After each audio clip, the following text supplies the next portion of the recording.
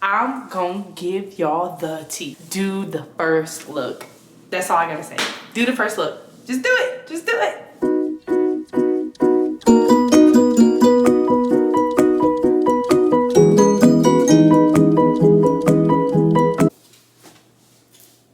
Hey, beautiful people. As you can see by the title, I'm sorry. Hello, beautiful people. My name is Desiree. If you've never been here before, and welcome to another day with Desiree. Hey, welcome to another day with Desiree. Welcome to another day with Desiree. Hey. Anyway, y'all. So today is a video on pretty much weddings, do's and don'ts, what not to do at a wedding, what to do at a wedding, not even at a wedding if you're planning for a wedding. So Bay and I have been married. Well, technically, we got married before our wedding date. So we got married January 14th, 2021. But our wedding date was July 3rd, 2022. So our wedding date was less than 6 months ago. So I'm gonna give y'all the tea. And this is a video I really wish that I could have seen before I got married. And I feel like if I would have dig deep enough, I probably would have found it. But I'm gonna give the internet another one and you another one. And I really hope that this can help you with your wedding planning process.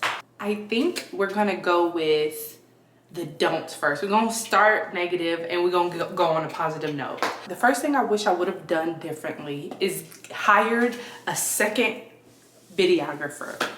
And I say this because our videographer was bomb. He was great. He got every moment of my husband and I. Every moment. But guess what? I did not get to see the rest of the wedding because he was with me. So my husband and I did a first dance, a private first dance before everybody came up. We went to go see the upstairs venue. As we were upstairs looking at our reception hall, as well as doing our private first dance, everybody was downstairs doing cocktail hour. So our videographer, of course, came with us first because it's our private first dance and we obviously wanted that to be recorded. So because he came upstairs with us to record that, we had no idea how cocktail hour looked. We had no idea how people mingled, what music was playing. We have to ask our family and friends how it went in order for us to know how it actually went. There's a couple other things that we wish would have been focused on. But again, he was really busy with us that we didn't get to see the rest of the wedding party. Even as far as like guests entering, we weren't able to see like the looks on guest face when they entered the wedding because he was with us as we were getting dressed and taking pictures and so on and so forth. So first regret is not hiring a second videographer. If you have the opportunity, please get 2 videographers. Moving on, number 2. The second biggest thing that I wish we would have done differently is not spent so much time with our wedding playlist. Y'all, my husband and I spent every road trip, every weekend for a year straight curating our wedding playlist. And truth be told, half of those songs were not played. And it wasn't, our DJ was great, loved him, amazing. Best DJ, like he was amazing.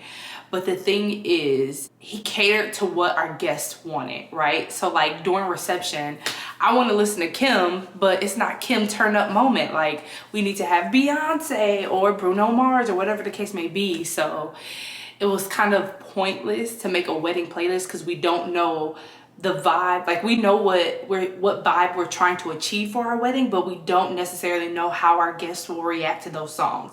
So if our guest's not like, hey, turning up, having a good time dancing, obviously he's going to change the vibe and the rhythm of the music to fit and cater the wedding vibe. I really wish we did not spend so much time on the wedding playlist. Obviously we have it in our record so we can listen and go back to it whenever we want. And right now it's just honestly a playlist of songs Jordan and I like at this point. But if you could save some time when you're wedding planning, I would say I'm not gonna say not, like the playlist is still important, like what you're walking down the aisle to, your first dances, the cake cutting, that stuff like that is important, but like the nitty gritty, what he's gonna play, what he or she, as far as a DJ, is going to play during the wedding reception, I just wouldn't spend so much time with. I would have like highlighted songs, but I would not have spent so much time curating a playlist that we didn't even go through 3/4 of the song. So third one, now this is contrary to popular belief. A lot of people, it's 50-50 with brides. It's 50 yes, 50 no. But I wish I would have saw Jordan, my husband, before I walked down the aisle. I said it, that's it, I said it, I'm sorry I said it, but I will say it would have relieved so many nerves, and like, I was just so anxious. I was like shaking during my vows because he saw me, I saw him. Like, we were just so anxious, and I felt like if we would have saw each other before the wedding, we would not have been so nervous or anxious or like shaking in our boots, you know. I really feel like it would have calmed down a lot of nerves, and like we would have felt relaxed because we were with each other, we got to see each other, we got all the crying out the way. But yeah, I really wish that we would have like had some personal time and did like a first look before the wedding. And on top of that, we would have gotten more pictures had we done a first look before the wedding. Like, we would have had so many more pictures as husband and wife, which is fine. Again, everything turned out great. It's the way God intended it to turn out, but we would have gotten so many more pictures had we saw each other before the wedding. So that's just a consideration. I'm not saying do it, but the reasons behind are really valuable to me. So having the more pictures, as well as not being so nervous when walking down the aisle, is valuable to you. Do the first look. That's all I gotta say. Do the first look. Just do it. Just do it. All right. I think this is gonna be the last thing for things that I wish I would have done differently. I wish we would have had a smaller guest list. I really wish we would have vetted our guest list a little more and narrowed it down, because we end up paying for things that we did not have to pay for. Like, we had at least 25 guests not show up. So that's 25 guests that we had to pay for food and entertainment and everything else. Like, everything is based off, every price in your wedding is based off of your numbers. So that's 25 less. That's with the venue, that's with food, that's with dessert, that's with photo booths, like everything is dependent and contingent on your wedding guest list. So there's not really anything that we could have done differently, really, but like cut down the people that we thought weren't gonna come, but we gave them the benefit of the doubt, which is fine. People have lives, a lot of things happen. That's no shade to people that didn't show up to our wedding, but if we would have narrowed it down and made it more intimate, it would have been so much cheaper. But that's another video for another day. Oh, okay, this is the last thing, actually, the last thing. So I don't know if you guys know about the unity candle, but I'll let y'all know what the unity candle is. Okay, perfect definition. A unity candle ceremony is when a couple each take a lit candle and simultaneously light what is known as the unity candle. This symbolizes their joining together as families while maintaining their individuality. So pretty much how it goes is that my parents lit a candle, my husband's parents lit a candle. I took my parents' candle, Jordan took his parents' candle, and we lit our unity candle together. And it sounds perfect, it sounds beautiful, the meaning behind it is amazing, and it felt so significant because both of our parents are married, so we were able to really like, it meant something, you know what I'm saying? It had so much value and meaning behind it. We honestly pray to get as many years under the belt as our parents and actually be happily married. So years not necessarily matter all the time, but the years and happily married mixed together. But that's another video for another day as well. But it would have been perfect, amazing. The candles were cute. me and Jordan and I's candle was amazing, blah, blah, blah. Y'all, why the lighter didn't work? Why did the lighter not work? Y'all, I was so salty. And Jordan and I are sitting there holding hands, looking at each other, and our parents are trying to like click the our parents are trying to click the light thing. I mean, obviously it was comedic relief during such a tense time, but just go with the sand. Just go with the sand or get an electric lighter. That's all I gotta say, because it happened at my wedding and I've seen it happen at other weddings where you just clicking, and it doesn't help that they were right under an AC unit. So that's neither here or there. If you do a unity candle, get the electric lighter. And if you don't want to get the electric lighter, y'all just do the sand. It's the same thing. Just do the sand. But yeah, those were my like biggest oppositions. Like, I really wish things would have went differently in those areas of my wedding. So now we're gonna get to the wedding do's, or the things that I loved about my wedding, what made it unique, what made me happy, like the things that made my day. Like, it made my day. These things just like I will never forget. It's amazing. I love them, every moment of these moments. So the first thing, I didn't even gotta look at my phone for this one, was my husband and I's private first dance. Y'all, when I tell y'all,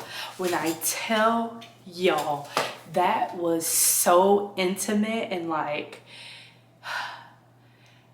it calms, just like I was telling y'all before how we needed our nerves calm. Like, it calmed our nerves. I felt at home. I felt at peace.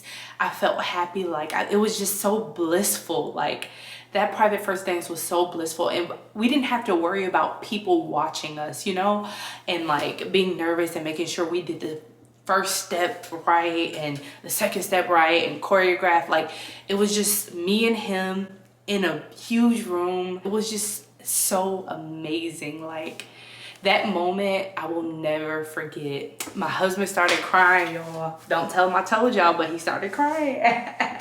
If you want your man to cry on a wedding day, do the private first dance. Just do it. Just do it. All the feelings start coming. Just do it. Trust me, girl. And it was just a moment that was like me and his. Like, cameras weren't around, nothing like that. So nobody has that moment. It was just a special moment on our day that's between me and him, that will always and forever be between me and him. Like, it was our special moment, guys. It felt so great and amazing, and I love him. I love my honey. But yeah, another thing that I absolutely loved on my wedding day was a choreographed dance between my father and I. By the way, y'all, I fell in my wedding dress. I tripped over my dress and I fell. And guess what? When you fall, or if you fall, and I'm praying that you don't, but if you fall, just get back up. Nobody will ever mention it. But anyway, that's besides the point. That choreographed dance with my father and I was timeless. Like, it was timeless. We had so much fun. We had fun actually coming up with the dance. Like, my older sister helped us like choreograph the dance, because she's a Zumba instructor, and she just dances, praise dances, all that stuff. Me and my dad got together. We came up with some dances. We made some things our own, and it was just such I learned a lot about my dad. I think through this wedding ceremony and this wedding process, I've learned a lot about my dad, and me and my father have become closer than we ever have before. So I think mixing that with our timeless, amazing, perfect dance, it's just amazing. Like, I don't have any words to say but amazing. So if you have the opportunity to come up with a dance with your father, if he lives down the street from you, and even if he doesn't live down the street, I live in the DMV, my dad lives in Charlotte, and we still made a way. So where there's a will, there's a way, okay? But yeah, if you have the opportunity to choreograph a dance with your father, just do it. Just do it. It's amazing. People be like, oh, I didn't know your dad got down like that. My dad's 73 years old, getting down to the ground. Say something. Say it ain't so. But yeah, that was amazing. I'm so happy that we did it. I think my dad, very happy that he did it. He was like an advocate for it too. He was like, Des, we gotta get it down. We gotta get it down. It's okay. But we just had such a great time throughout the whole process, from start picking the songs that we're gonna dance to finish dancing, and like, it was just amazing, guys. It was amazing. It was great. It was a moment with my father that I will never forget.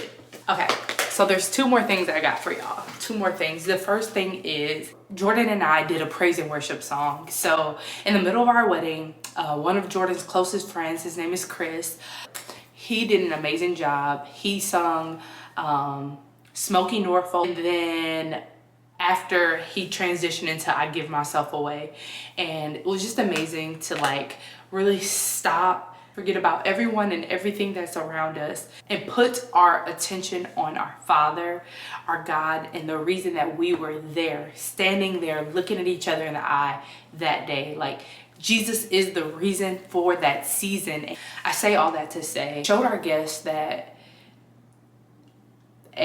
we recognize God in our household and in our marriage, and God is the reason that Jordan and I are together.